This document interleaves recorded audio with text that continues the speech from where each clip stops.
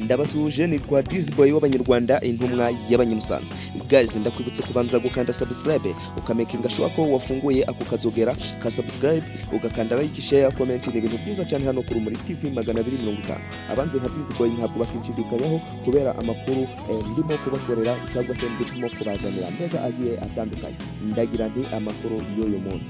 Mutabaruka Angel yatangaje ko gukorana na Kakoza nkurikiza Charles KNC bafatanya ikiganiro rirarashe gitambuka kuri Radio 1 ari umunyenga anahishura uburyo bafitanye igihango gikomeye kuko KNC yamuvuje amaso harabura gato ngo ahume. Ayo yari amagambo ya Angel Mutabaruka arimo gushimira umuyobozi we KNC.